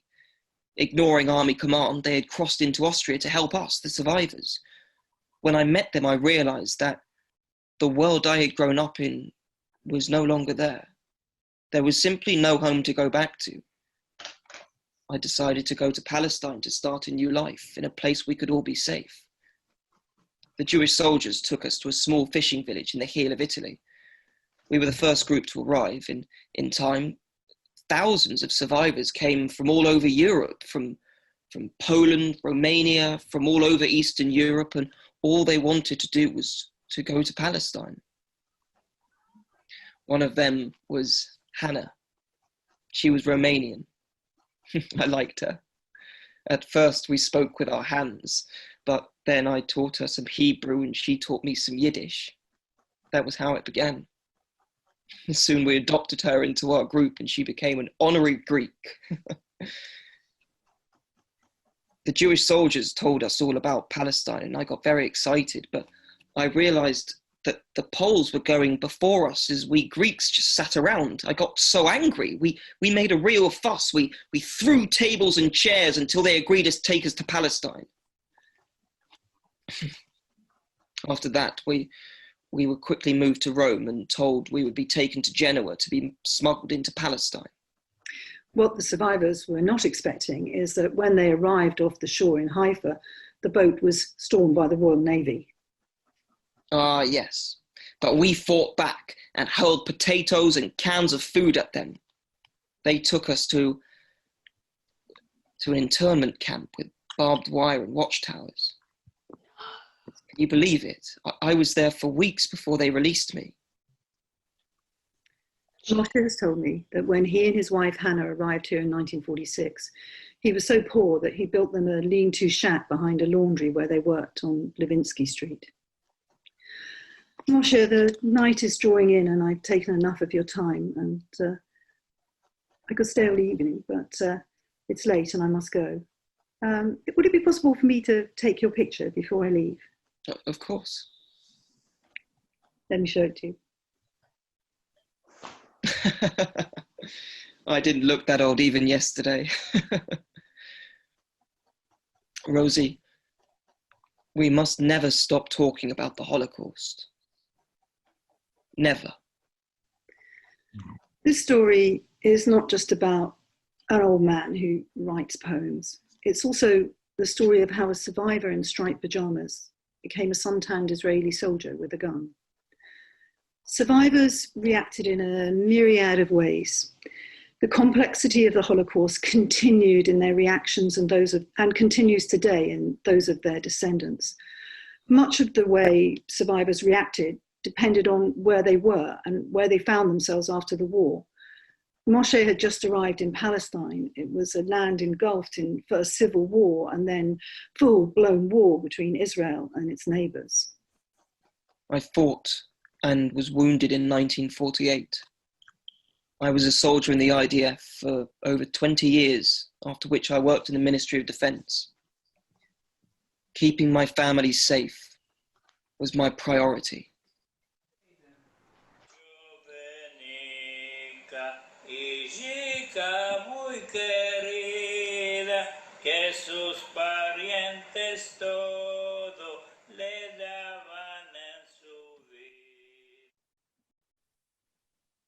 Thank you very much to Michael and to Rosie.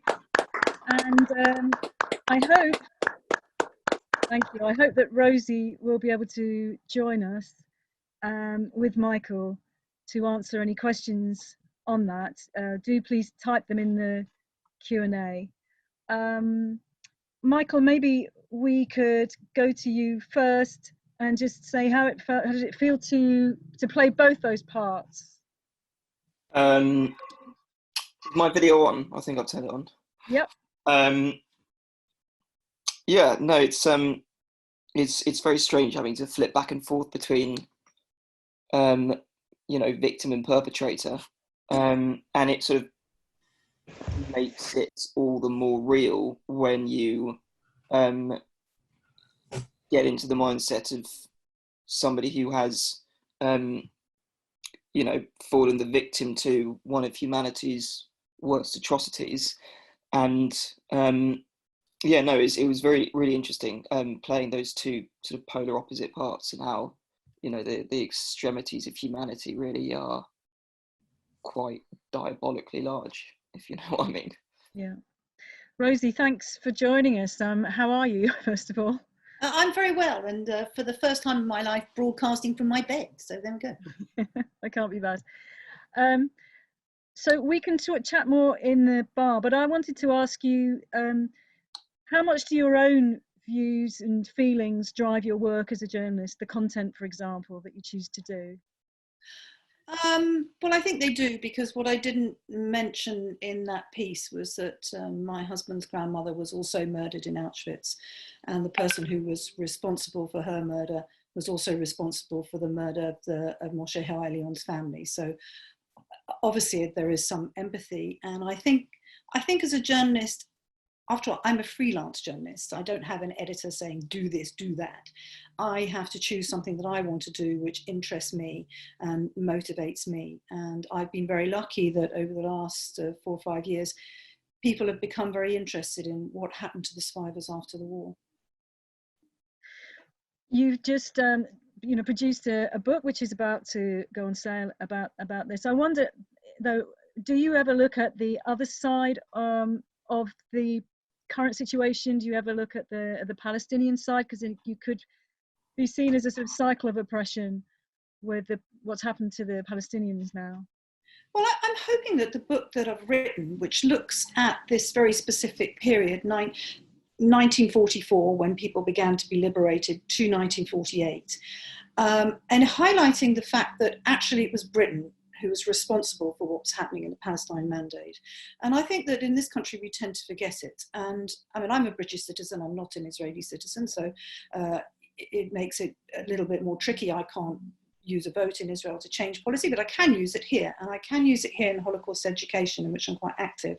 And I do think that we need to look seriously at what British policy was in this period, how it impacted on Nazi policy, because of course the Nazis are, the Holocaust didn't just happen like this, ping. It developed over a period. In 1938, the idea was to get all the Jews out of Austria and Germany. And when they had nowhere to go, that's when the policy begins to get radicalized.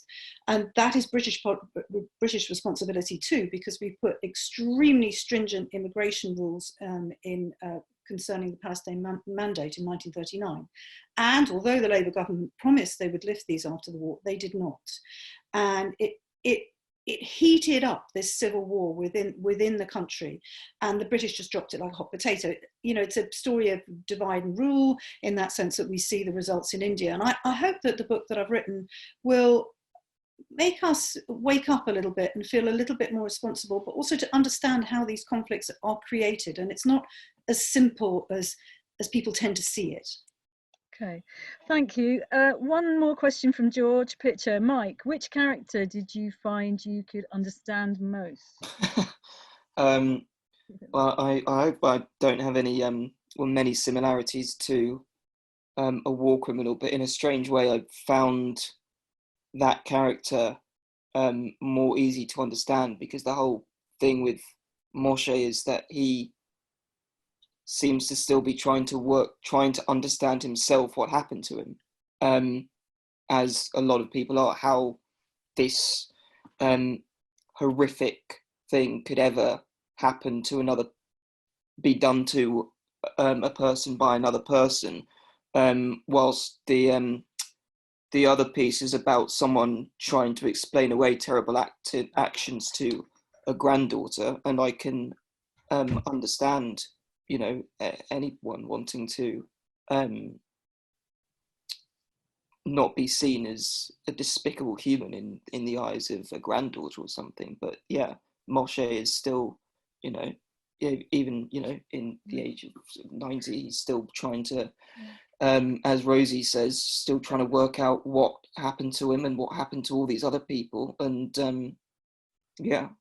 I totally agree with what Mike has said. I think that part of the problem is how we view the Holocaust, is that we view it as a Jewish story. We pack it away in a Jewish interest museum area, but we don't actually view it for what it is. It's a question of, why did this happen? Okay, these people are victims, but who are the perpetrators and the bystanders?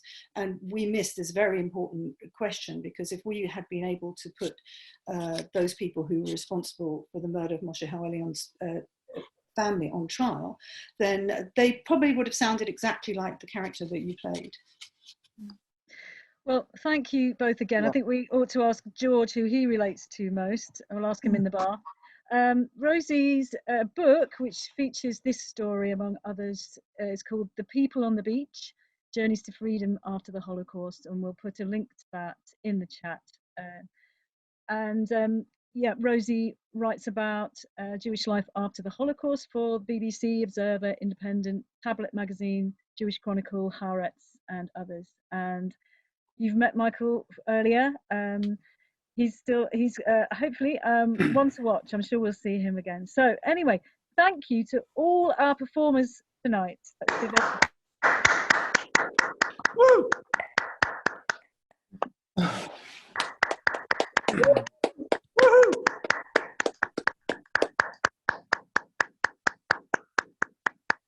Okay, all the performers, the cast and the crew have committed to this show for free, and you can imagine how difficult it is for freelance journalists and actors to get work during lockdown, with huge cuts to news services and cancelled stage productions. So we've actually got a little donate button at the bottom of the contacts page on our website. just for this event, and we'll put it in the chat as well. And if you'd like to throw in a few coppers in the hat to contribute something to the time and efforts of the cast, that would be appreciated. Just buy them the price of a cup of tea, perhaps. Time for us all to get a drink, I think. So let's continue our discussion in the bar.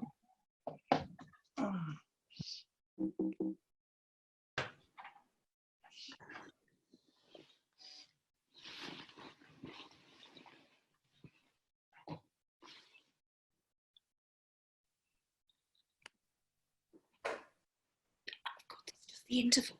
Go away. Just eat. Don't. No, I don't want food. I've got to go and talk to people now. Okay. Just, it's fine. Just go. No, I'm fine. Just go away. That's what's known in the business as a stage whisper. Yes, you might want to mute yourself, Rose. Great stuff. Wait, is this the right place for the bar? Okay. So we are now about to welcome you to the bar. So welcome back. Perhaps all the performers would like to also reappear magically. And while you're reappearing in random fashion, I'm just going to share the results of the poll that you all did earlier. Let's have a look at some of these results. So I don't think the emojis came out. Sorry about that. No. Most of you are alone, but 25% are with another. And let's see, the most popular channel among you lot is the BBC by a long chalk, followed by Channel 4 News. Do you have a passion for journalism or theatre? I think journalism just wins out there, but pretty healthy. Quite a lot of people going to the theatre or live performance, so 42% a few times a year. Is the media to blame for most things? Partly, say 58%. Do you think a good journalist can also be a campaigner? Wow, 100% voting yes to that. And should they help people? 58% say yes. Most people do know a journalist. Just one person saying they don't. It's a bad luck. Sí, ahora voy. There's all those other people, I mean. Okay, and what do you prefer, theatre or Zoom? Looks as though the answer is theatre, but you may have to slightly appraise that, because I think this Zoom is going to be with us for quite a long time. Okay, so let's see who we've got in the bar then. Quite a lot of us here. I'd like to introduce my colleague Glenda Cooper, who you won't have seen yet. Glenda, give us a wave. Glenda is my sort of we're doing a joint academic research project with News on Stage. So it's great to see you there, and Glenda is going to answer any questions that you might have about the project itself. So hopefully you can see Mike, Rosie, James, Chris and Kirsty and Peter too. Glenda's based at City University in London and is planning another event coming up soon. So I think we should call this the Blankety Blank Bar. We'll keep the bar open till about 9 or until everybody goes. Make sure you're unmuted if you want to talk. And this time, change of activity, please raise your hand if you want to talk. And we'll see if we can hear you. If you don't want to talk, then mute. You might want to add something to those stories, or you might have seen some themes emerging from those random 5 stories. And it was randomly put together, really. They were the only 5 I could get. But first, yeah, journalists, I wonder what that experience was like for you. Peter, perhaps I could go to you. You've never told your stories to a live audience before, have you? Unlike a lot of other people. So I wonder, what was it like? Interesting, very interesting. I mean, this is very much a first for me. I'm used to like telling my stories through print or online, but I speak to it in person and get interaction and question and kind of respond to the questions was very interesting, and will definitely actually feed back into the final piece when I submit it. But yeah, I think that's definitely the way to go. I mean, it definitely kind of, yeah, the problem with print and screen journalism, you don't get that engagement with the audience. There's that disconnect. Here, I am literally speaking to you right here, right now. And that's an amazing experience. Okay, thank you. Any other comments from anybody? And people who are watching, please raise your hand so we know that you want to speak. Anybody else like to mention anything? I'd Rosie? just say that for me it was an unusual experience because I mean I'm a radio broadcaster, so I'm quite used to speaking to people. When Kath asked me to come and do it, she said, "Oh, do it like a from her own correspondent." But it was the first time that I began to realise that, in a way, because you're on stage, you become a character and you had to justify what you were doing, and that was very unusual for me. Yeah. Question for Peter, which hasn't been answered yet. Do you think the development of Roll20 and similar online forums has helped overcome the issue of isolation? Absolutely. And I hope you understand this question, because I don't.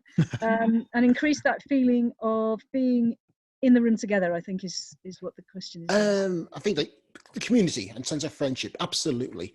Basically, it's gaming, be it role-playing, tabletop, what have you.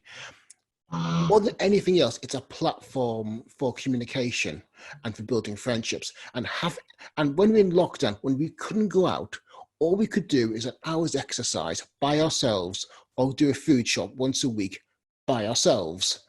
We lost all contact with friends. Now, having those virtual tabletops out there meant we could sit down and play a game with our friends. And that is something to be treasured and to engage with as often as you can, because part of what makes you who you are is your friends. Your friends, in a way, define who you are, because you choose your friends and your friends choose you. Yeah. Absolutely. Okay. I'm wondering, we've got a couple of new messages. Are people having problems raising their hand? Because I'm not seeing anybody doing that, although I did see one earlier, so it can't be a technical problem. Perhaps people are just being lazy. Come on, guys, get involved, get chatting. Can you see me? I don't know. George. Yeah, hi. Sorry, I didn't realise. I thought you were only asking people who are on screen to raise their hands. Anyone can raise their hand, yeah. I see, but you can see all of us, can you? Oh, I see, all right. We can't, no, we can't sorry, see you, but we can hear you. There's I see, okay. There's at the bottom, a button at the bottom of everyone's screen that says raise hand. Yeah, I'm being old and decrepit, aren't I? This newfangled Zoom technology. I was just considering that last question that you kindly answered, Mike, when I asked which one you felt you understood. I think I said, did I say relate to? I think, yeah, understand, I think you said. Understand, I think I might have said. And what was at the root of my asking you that? And I really liked your answer. I mean, I related to your answer. But I think at the root of why I was asking it was, I wonder whether in those very extreme circumstances, when you're dealing with such human cruelty and darkness, whether we understand people more that we can relate to, or more when we objectify them. So, so it introduces that whole idea of kind of Brechtian alienation versus kind of emotional involvement. And whilst I'd like to think that we understood people that we relate to most under those circumstances, I fear the answer really, and I do think the verb there is fear. I think we probably understand better those we can objectify under those circumstances, because otherwise our emotional coda just can't cope with it. You invited that answer, Catherine, from me a little while ago, so I thought I'd just offer it. Yeah. George, you also. But wow! I beg your pardon? Carry on. Oh, sorry. No, I mean it was just a question that arose for me because of the the subject matter that we were dealing with in Sierra Leone and in relation to the Holocaust. And I mean, we all find that terribly difficult to be a member of an audience and witnesses too. And that just raises whole questions, particularly when it comes to this extraordinary fourth wall that we're dealing with when it comes to a tablet screen that I'm looking at. And the challenges and dangers that are involved with penetrating that fourth wall. I think, in a sense, I find it harder to cope with the material when sitting in front of this screen than I do in real time live in the theatre, and I simply don't have an answer for that.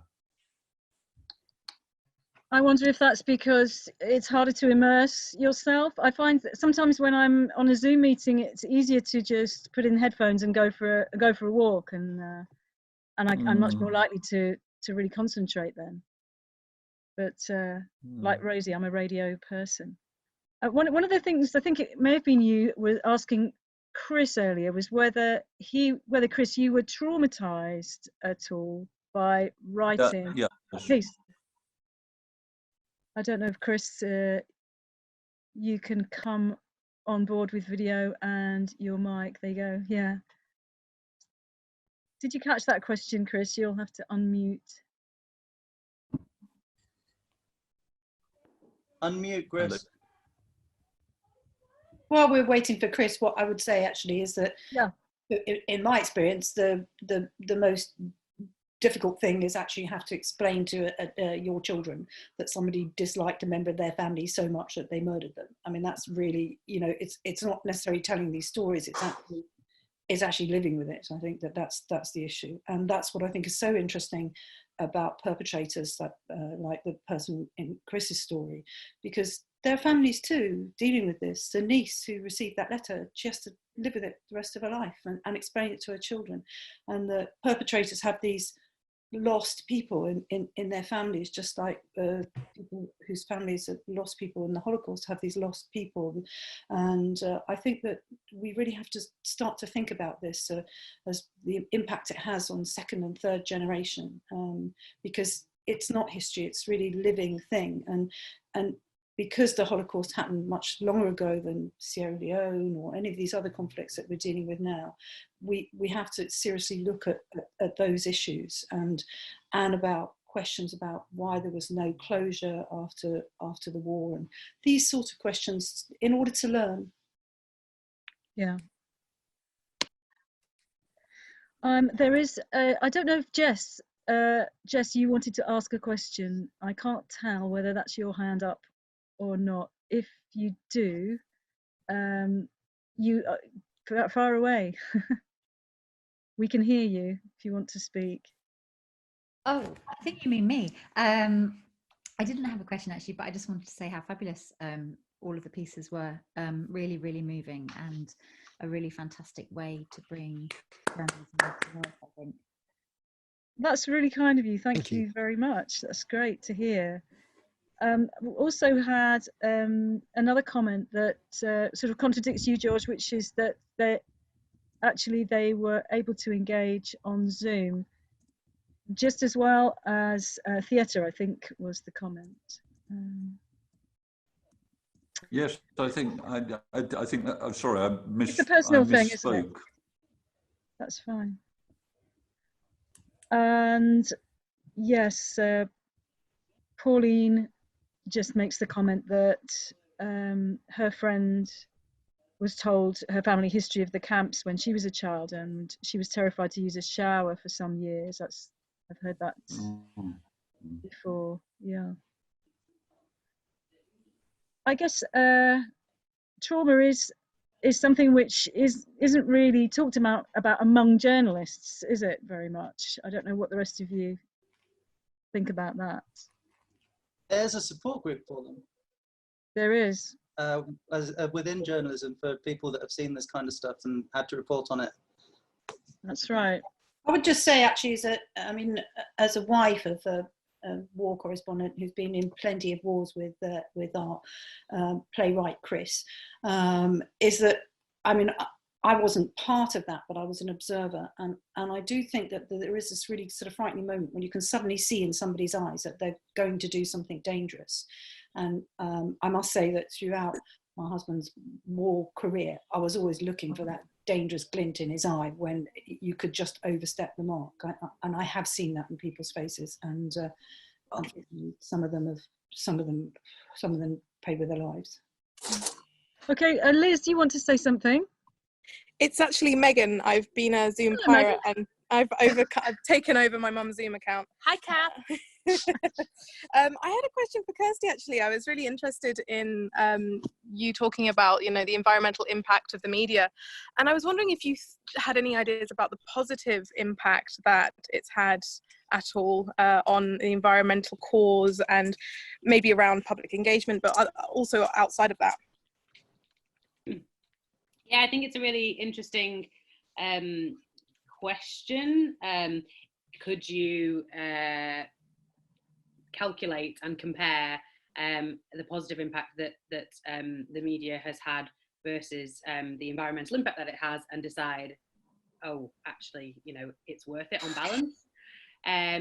It's really difficult to calculate these things. These things are international, they're interterritorial, they're intergenerational, and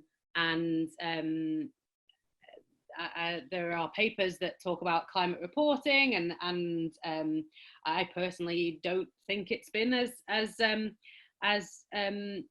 good as it could have been. I think people still have doubts. I think that lobbyists, for various reasons, have had too much of a voice. Lobbyists against kind of our understanding of environmental impact, and balance, of being objective. Lots of kind of principles that we hold up as being kind of principles of journalism mean that climate deniers, Nigel Lawson I think is the classic one, are given as much of a platform as others, and they perhaps shouldn't be. And a lot of this stuff is like 50 or more years old. Limits to Growth, an amazing, really interesting book. It came out of MIT in the 1970s, and there was a computer program. We knew all this stuff. And so somebody has allowed this to continue and continue and continue until we have to geoengineer our way out of this problem, which we may well not be able to do. So I don't personally believe, on balance, that the media has done a good enough job to warrant its environmental resources. Yeah. Thanks, Kirsty. I've realised we've only got a few minutes to go. Sorry if to cut short that, but I do want to go to Glenda just briefly. So Glenda is, yes, my partner in crime. So we are jointly News on Stage. And I wondered, Glenda, if you could just tell people what you're planning to do next. Oh, thank you very much, Catherine. And it's been such a great evening. This is the beginning for News on Stage, and this is part of research that Catherine and I want to do to see what effect doing events like this have, how live journalism, how journalism and theatre can work together to help understanding of stories, maybe increase trust in journalists. I'm based at City University of London's journalism department, as Catherine mentioned. And so in hopefully about sort of a month to 6 weeks, we'll be putting on another sort of similar event with my journalism students there. If you want to find out about how to sue if you get hit by space junk, or the must-have Apple trainers for vegan fashion, or what it's like, how to decide where an A&E department should be based. These are some of the stories that we'll be thinking about in that next event. If you're a journalist who's interested in these, do get in touch with Catherine and I. All our social media and websites have been up in the chat. And I think if it's sort of fair to say, we're going to be like sort of doing a survey as well to see what kind of sort of interest and sort of understanding people got from this event, so that we can do some proper research to see how we can get journalism and theatre to work together. Okay, thanks, Glenda. I think we need to bring this to a close before the Zoom webinar turns us all into Zooming pumpkins. I think the Zooming pumpkins are booked at the pub tomorrow night, I think. Thank you to all the performers. Thank you to the audience and also to the crew who I haven't mentioned, who we couldn't have done it without. They're all students on work placements with us and they've worked so hard. There's only 5 of them. Eve Judah, Assistant Director in Paris, Ben Cook, Website and Tech Guru, Danny Higgins, Tech Operator in Nottingham, Rashi Khatri, Tech Operator in Gujarat, and Molly Higgins, Artwork and Social Media in London. So the bar is closing, but you can talk to us, of course, via the website and on Zoom. And remember to donate a little something if you can towards the costs of the performers. And if anyone wants to fund this project, it's currently unfunded, as you may be able to tell. And we hope you come to the next event that we do. Hopefully, we'll be at the Byline Festival in Sussex next year with some more exclusive stories. And you should all go to the Byline Festival anyway, it's amazing. So it just remains to say thank you to everyone, cast and crew, mainly you for coming, fellow Zoom face tiles. Goodbye. Thank you. Well done. Brilliant job. Well done, everybody. Really, really good. Brilliant. Darling, you're wonderful. Absolutely brilliant. Thanks. All of you are amazing people. Thank you so much for sharing. Mwah, mwah. Well done for sticking it out to the end. Yes. It's quite a long night. Thank you. Okay. Well, Bravo. Thank you, everyone. God bless. Go well. Thank you very much. Thank you, everyone. You're welcome.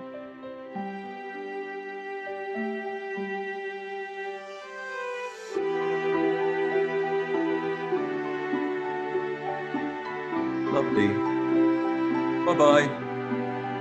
Bye.